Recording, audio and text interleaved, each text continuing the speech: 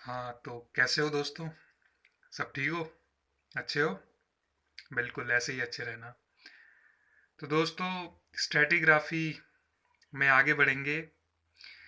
Stratigraphy में मैं magnetic deposits complete कर चुका हूँ अब तक। अब उससे आगे बढ़ेंगे और आज के लेक्चर में हम देखेंगे टर्मिनोलॉजी रिलेटेड टू स्ट्रैटिग्राफी।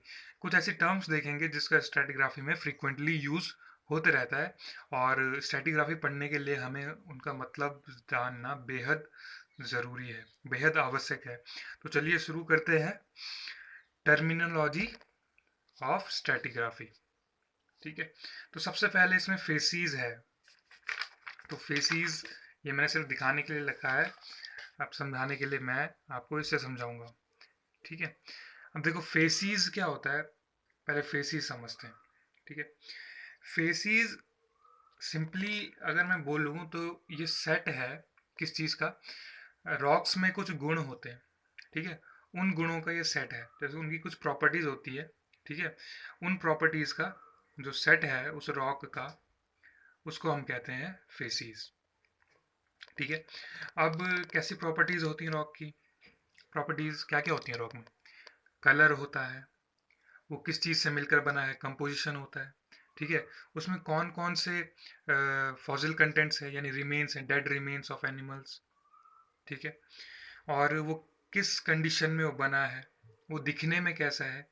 तो यही सारी जो है उसके कैरेक्टरिस्टिक्स होते हैं।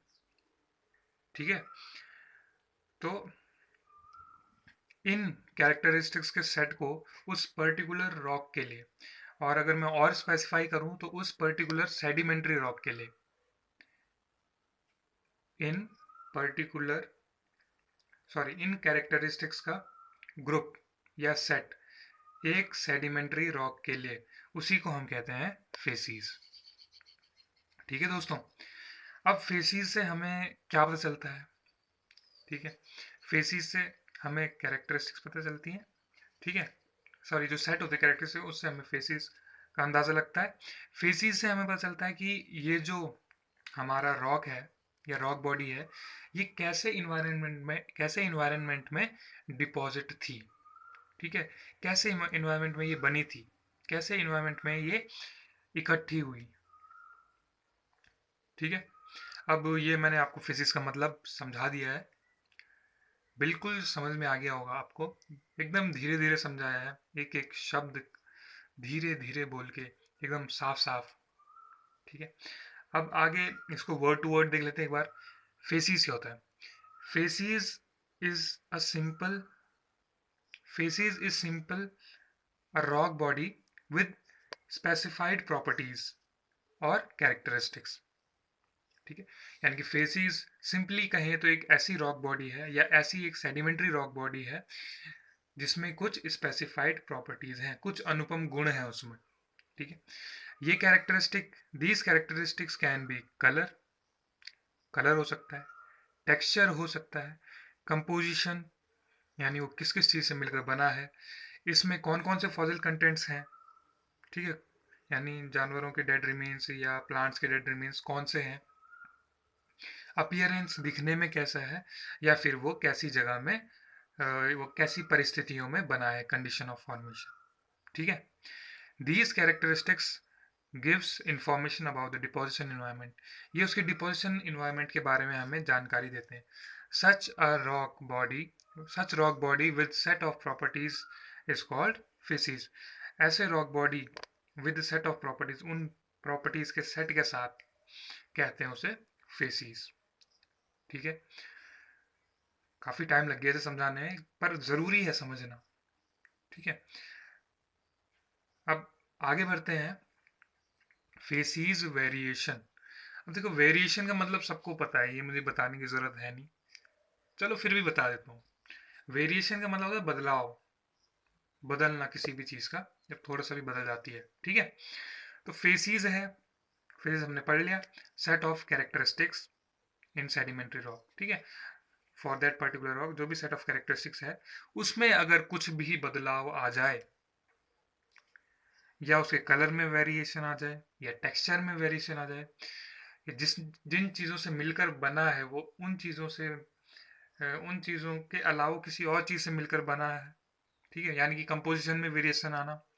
फॉसिल कंटेंट, ठीक है, अलग फॉसिल कंटेंट हो जाना, दिखने में अलग हो जाना, या जिन परिस्थितियों में बना है उन परिस्थितियों में ना बनकर किसी और परिस्थितियों में अगर वो बना हो, तो हम कहेंगे भाई, तो क्योंकि उसके कैरेक्टरिस्टिक्स में परिवर्तन आ गया, यानी उसके गुणों में परिवर्तन आ गया, गुणों में बदलाव आ गया, तो हम कहेंगे उसकी फेसिस में भी वेरिएशन आ गया, क्योंकि उन गुणों के सेट को ही, उन्हीं गुणों को इकट्ठा, उन सब गुणों को एक साथ, उन सब प्रॉपर्टीज को एक साथ हम फेसिस कहते हैं। और जब वही सब बदल गए तो क्या बदल गया? बिल्कुल फेसिस बदल गए, फेसिस वेरिएशन। ठीक है दोस्तों, तो पढ़ते हैं इसे।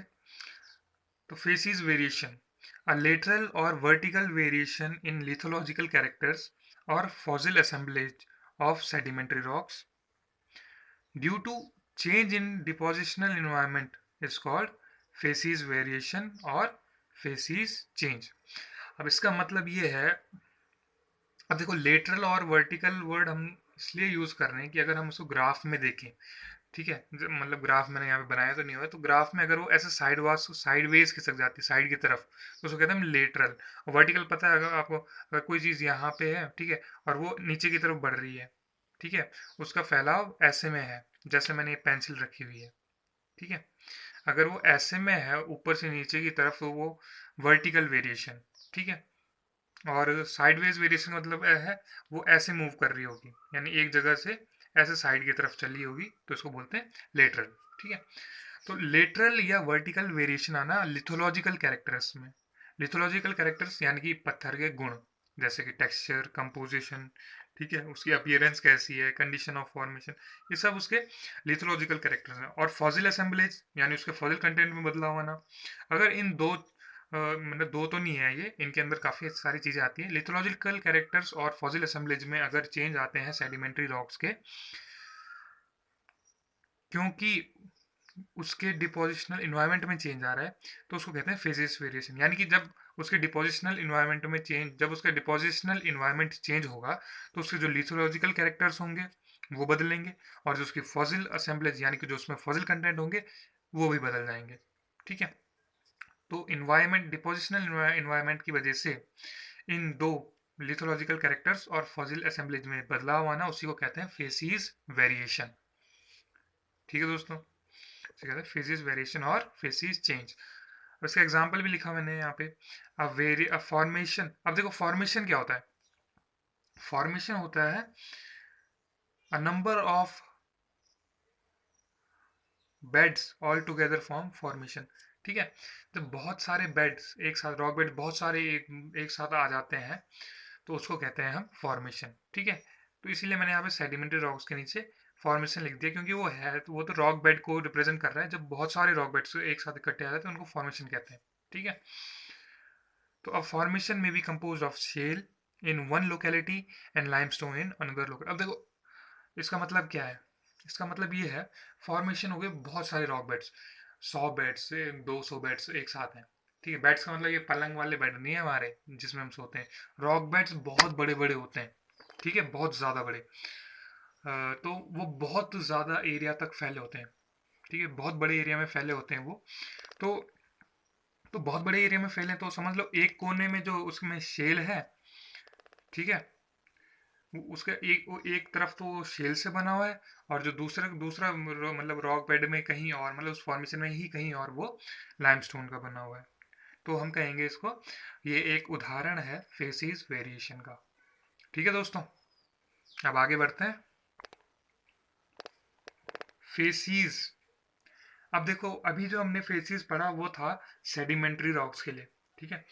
फेसिस हमने कहीं पहले भी पढ़ा है, याद है तो बहुत अच्छी बात है, और नहीं है तो भी अच्छी बात है। अच्छी बात क्यों है? क्योंकि मुझको उस चीज़ को दोबारा बताने का मौका मिला है, तो मैं ये मौका बिल्कुल नहीं छोड़ने वाला। ठीक है, तो फेसिस, अब देखो मेटामॉर्फिक रॉक्स में क्या होता है फेसिस का मतलब, ठीक है। Faces means different for metamorphic rocks, ठीक है। मेटामॉर्फिक रॉक्स के केस में फेसिस का मतलब कुछ अलग होता है, और वो अलग मतलब क्या होता है देखते हैं। Pressure and temperature under which rock crystallised is called faces for metamorphic rocks. वो प्रेशर और टेम्परेचर जिस पर मेटामॉर्फिक रॉक क्रिस्टलाइज हुआ, यानी वो जम गया, उसको उसको कहते हैं फेसिस फॉर मेटामॉर्फिक रॉक्स। ठीक है, यानी कि ऐसा प्रेशर और टेम्परेचर जिस पर हमारा मेटामॉर्फिक रॉक जो है वो जम गया, वो कंसोलिडेट हो गया, इकट्ठा हो गया, क्रिस्टलाइज हो गया, उसको कहते हैं हम मेटामॉर्फिक रॉक्स। ठीक है, क्रिस्टलाइज का मतलब समझ गए ना, जैसे लिक्विड स्टेट में था, अब वो सॉलिड स्टेट में आने लग गया, क्रिस्टल्स बन गए लिक्विड के। ठीक है, हम्म, तो ये क्लियर हो गया। तो इसलिए भाई ध्यान रखना, वहाँ पे सेडिमेंट्री वर्ड मैंने इसीलिए मेंशन किया था पहले। ठीक है, और ये मेटामॉर्फिक रॉक्स के लिए अलग है तो इसकी डेफिनेशन अलग है, और सेडिमेंट्री रॉक्स के लिए अलग है तो उसकी डेफिनेशन अलग है, पूरा मतलब ही बदल गया है। ठीक है, इसलिए कंफ्यूज मत होना, दोनों के लिए अलग अलग मैंने बता दिया है, और ध्यान में रखना। अब अगली जो टर्म हम देखने जा रहे हैं वो है होमोटैक्सिस। पहले हमने देखा फेसिस, फिर देखा हमने फेसिस चेंज या फिर फेसिस वेरिएशन, और अब जो तीसरी टर्म है वो हम देखने जा रहे हैं होमोटैक्सिस। अब देखो, होमो का मतलब होता है सिमिलर होना। ठीक है, होमो का मतलब होता है एक जैसा होना, टैक्सिस का मतलब समझते हैं।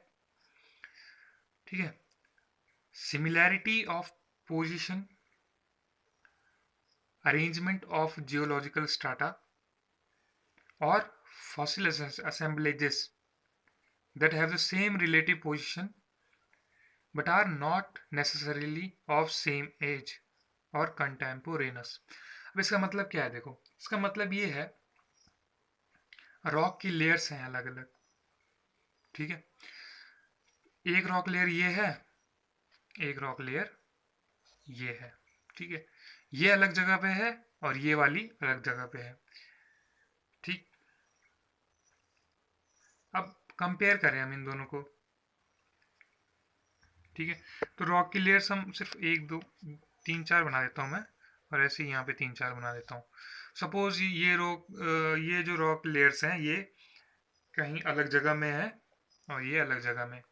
तो जब हम इन दोनों को देखें, तो अगर मैं इसकी पोजीशन देखूं और इसकी पोजीशन देखूं, वो दोनों सेम आ रही है। ठीक है, अरेंजमेंट देखूं, ठीक है, ये एक टाइप का लेयर है, ये दूसरे टाइप का है, ये तीसरे टाइप का है, ये चौथे टाइप का है। ठीक है, तो यहाँ पे ये अरेंजमेंट है। ठीक है, और यहाँ पे भी ये एक टाइप का है, तो इसका और इसका टाइप सेम है, इसका और इसका टाइप सेम है, इसका और इसका टाइप सेम है, यानी फर्स्ट वाले का फर्स्ट और इसका फर्स्ट का टाइप सेम है, इसका सेकंड और इसका सेकंड का टाइप सेम है, इसके थर्ड और इसका थर्ड टाइप का सेम है, और इसका फोर्थ और फोर्थ का टाइप सेम है। ठीक, तो एक तो इनकी पोजीशन भी सिमिलर होगी दोनों में, और जो अरेंजमेंट है, ठीक है, अगर मैं इसको बोलूँ के एल एम एन, ठीक है, और ये है पी क्यू आर और एस। ठीक है, तो के एल एम एन और पी क्यू आर एस दोनों का अरेंजमेंट सेम है। ठीक है, और पोजीशन के की पी के साथ मैच कर रही है, एल की क्यू के साथ, एम की आर के साथ, और एन की एस के साथ मैच कर रही है। ठीक, दो चीजें हो गई। अब तीसरी चीजें,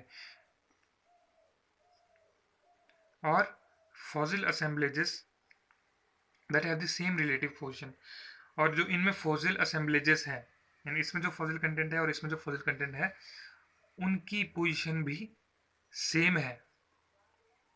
ठीक है, उनकी पोजीशन भी सेम है। तीन चीजें सेम हो गई, पोजीशन सेम हो गई, यानी जो हाँ जो ये इन सारी लेयर्स की इनकी पोजीशन सेम हो गई, दूसरा इनका अरेंजमेंट सेम हो गया, और तीसरा जो है इनका फॉसिल कंटेंट्स जो है उनकी भी रिलेटिव जो पोजीशन है, उनकी रिलेटिव पोजीशन मतलब इसकी पोजीशन इसके हिसाब से, इसके कंपैरिजन में, रिलेटिव का मतलब है इसकी पोजीशन इसके कंपैरिजन में। ठीक है, दूसरे की तुलना में, तो हम कहेंगे उनको होमोटैक्सिस। पर एक चीज और ध्यान रखनी है, वो चीज ये है, but are not necessarily of same age. कोई जरूरी नहीं है कि इन दोनों की एज भी सेम हो, यानी कि जिस टाइम ये बना उसी टाइम ये बना हो, कोई जरूरी नहीं है। इसी से हमारी एक आगे डेफिनेशन बनी कंटेम्पोरेनस। ठीक है, कंटेम्पोरेनस का मतलब होता है सेम एज होना, करीब करीब नियरली एक ही टाइम में बनना। पर यहाँ पे हमने क्या कही, तीन चीजें सेम है, पोजिशन सेम है, अरेंजमेंट है जो लेयर्स का वो भी सेम है, और फॉसिल असेंबलेजेस यानी जो फॉसिल कंटेंट की जो रिलेटिव पोजीशन है, ठीक है, वो भी सेम है। तीन चीजें सेम हो गई, पर क्या चीज सेम नहीं है? सेम नहीं है तो वो है एज, यानी जिस टाइम ये दोनों बने होंगे वो टाइम अलग अलग रहा होगा, ये अलग टाइम में बना होगा, ये अलग टाइम में बना होगा, यानी जो डेट ऑफ बर्थ है बेसिकली इनकी वो अलग है, ठीक है। तो ऐसे उसको कहते हैं हम होमोटैक्सिस, ठीक है। रॉक बेड्स मतलब हमने two different different rock beds या two different different rock formations को कंपेयर किया, ठीक है, और उनमें ये प्रॉपर्टीज देखी। तो अब मैं इसमें ज़्यादा टाइम नहीं लूंगा, ये मेरे को लग रहा है कि अब समझ आ गया होगा आपको, ठीक। अब आगे इसमें जो हमें डेफिनेशन देखनी है वो है इंडेक्स फॉसिल्स की। सबसे पहले इंडेक्स फॉसिल्स की। अब देखो इंडेक्स, इंडेक्स से हम अंदाज़ा लगा सकते हैं, इंडेक्स शब्द शब्द हम सब ने सुना ही हुआ है। कहाँ पे सुना है, कहाँ पे सुना है हमने इंडेक्स शब्द? तो हमने देखा भी है और सुना भी है। तो जब हम कॉपी खरीदते हैं नई नई, तो वहाँ पे एक इंडेक्स लिखा होता है, ठीक है। उस इंडेक्स में हम क्या करते हैं, लिख देते हैं भाई चैप्टर 1 है, इसमें 10 चैप्टर हैं, चैप्टर 1 2 लिख दिया, 1 2 3 4 5 6 7 8 9 10, उन सब के हमने नाम भी लिख दिए, ठीक है। उन सब की डेट भी लिख दी भाई, कौन सी डेट पे ये चैप्टर शुरू हुआ था, और उन पे डाल दिया हमने पेज नंबर, कि भाई पहला चैप्टर सपोज करो कि पेज नंबर 1 से 10 तक है, दूसरा चैप्टर पेज नंबर 11 से 20 तक है, ऐसे ऐसे करके हमने पेज नंबर भी डाल दिया। तो देखो हमें इंडेक्स कितनी सारी जानकारी दे रहा है। पहले तो हमें उसका सीरियल नंबर बता रहा है चैप्टर का, फिर वो हमें बता रहा है कि उस चैप्टर का नाम क्या है, ठीक है। फिर वो हमें बता रहा है कि वो चैप्टर कौन सी डेट में शुरू हुआ, ठीक है। और उसके बाद वो हमें बताता है कि वो कौन से पेज नंबर से कौन से पेज तक है, ठीक है। कितनी सारी जानकारी दी देखो इंडेक्स ने। सेम वही बात है इसमें भी फॉसिल्स में, यानी कि कुछ ऐसे फॉसिल्स होंगे जो हमें कुछ इतनी सारी चीजें बताते होंगे दूसरे फॉसिल्स के बारे में, है ना। तो कुछ ऐसा ही कॉन्सेप्ट है इसका, ठीक है। तो इंडेक्स फॉसिल्स वो फॉसिल होते हैं जो शॉर्ट टाइम रेंज के लिए अकर करते हैं, ठीक, जो सॉरी अगर हम ग्राफ में बनाते हैं जब इन्हें ना, तो ग्राफ में देखो एक वाई एक्सेस, ये वाई एक्सेस होती है, ये एक्सेस होती है। तो यहाँ पे हम टाइम को रखते हैं और यहाँ पे हम रखते हैं एरिया को, ठीक है। तो देखो सपोज करो एक ये बनाया मैंने, ठीक है। तो ये टी है टाइम और ये है एक्स, ठीक है। तो ये देखो ये जो है इसका टाइम देखो कितना बड़ा है ना। टाइम पूरा जीरो से उठ रहा है, यहाँ पे जीरो है ना टाइम, और यहाँ मतलब हाइट ऊपर तक जा रहा है। और एक ये बना दिया मैंने, भले ये ग्राफ से बाहर चले गए पर समझ लेना, ठीक है। बाहर चले गए तो क्या हुआ, हम ग्राफ के अंदर कर देंगे उसको। हम्म। अब देखो तो ये इसका टाइम है और ये इसका एरिया है, ठीक है। एक्स नहीं लिखूंगा मैं, इसको एरिया लिखना चाहिए मेरे को, समझ जाओ, ठीक है, लिख नहीं रहा मैं। अब देखो इसके केस में देखेंगे जब हम, तो इसका टाइम इतना बड़ा है पर एरिया ये ज़्यादा एरिया में नहीं फैला हुआ है। और इस नीचे वाले को देखेंगे तो इसका टाइम छोटा सा है, यहाँ से लेकर यहाँ तक, पर ये ज़्यादा एरिया में फैला हुआ है, ठीक है। तो इंडेक्स फॉसिल्स जो होते हैं हमारे कुछ इसी तरह के होते हैं, इस दूसरी वाले की तरह के, ठीक है।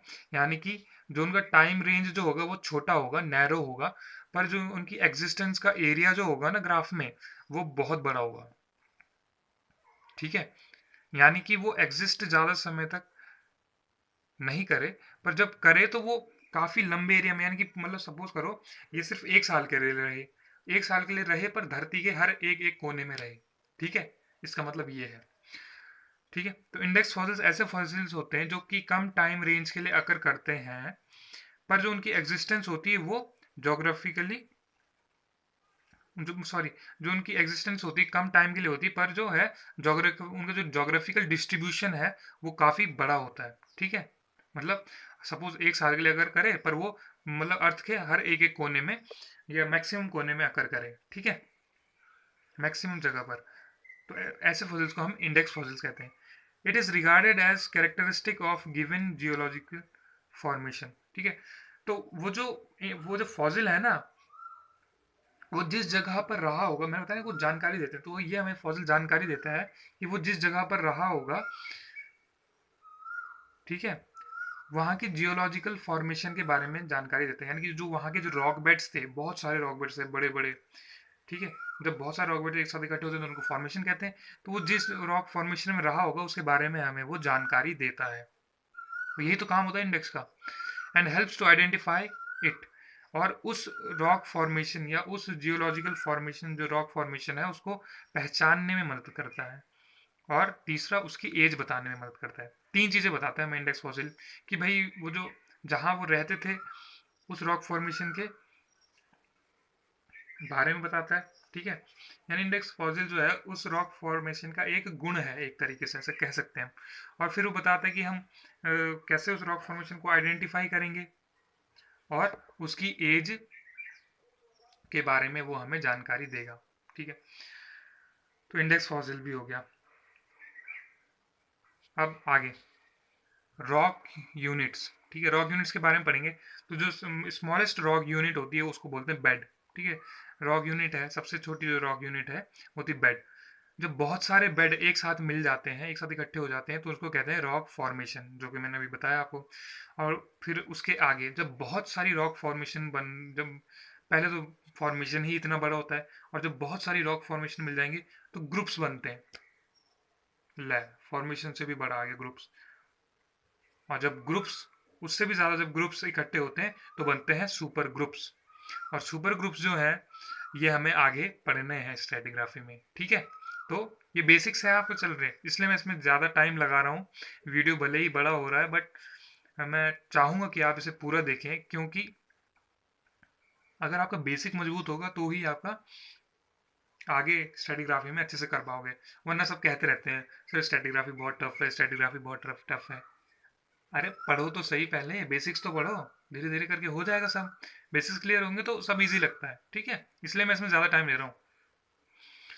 अब आगे, geological events of past are indicated by rock units from their lithological and palaeontological character. ठीक है, जो पास्ट के जो यानी कि जो हमारे अतीत में जो जियोलॉजिकल इवेंट्स हुए हैं ना,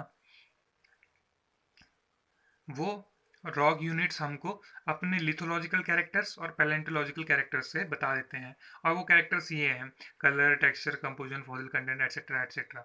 होमोटैक्सिस की हम बात कर चुके हैं। अब सिर्फ हमारी इसमें दो डेफिनेशन और बची है, उसके बाद ये वीडियो खत्म। Synchronous beds. ठीक है, सिंक्रोनस बेड्स क्या होता है? ठीक है, सिंक्रोनस बेड्स ऐसे बेड्स होते हैं जो कि अलग अलग जगह पर होते हैं। ठीक है, सपोज ये अमेरिका में है और ये इंडिया में है। ठीक है, ये एक रॉक बेड है, ये अमेरिका में है, ये इंडिया में। पर इन दोनों का बनने का समय जो था वो एक ही था। तो इन दोनों बेड्स को हम कहेंगे कि भाई ये दोनों बेड्स आपस में सिंक्रोनस बेड्स हैं। ठीक है, same species of fossils are found. अब देखो क्या होता है भाई, कि जिस टाइम ये बना है उसी टाइम ये बना है, तो उस टाइम जो ऑर्गेनिज्म रहे होंगे, यानी कि जो कंडीशंस रही होंगी, वो तो मतलब उन कंडीशंस में जो ऑर्गेनिज्म बने।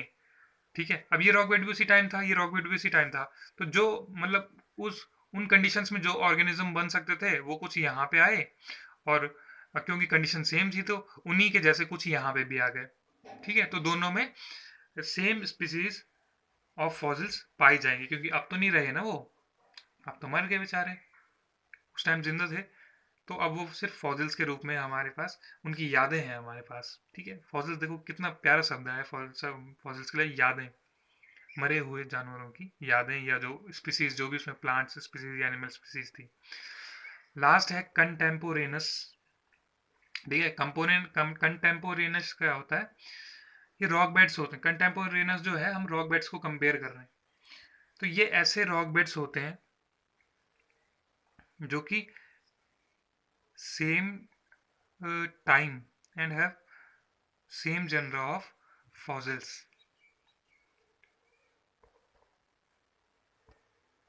ओहो, मुझे ऐसा सा लग रहा है कि मैंने कुछ गलत लिख दिया यहाँ पे।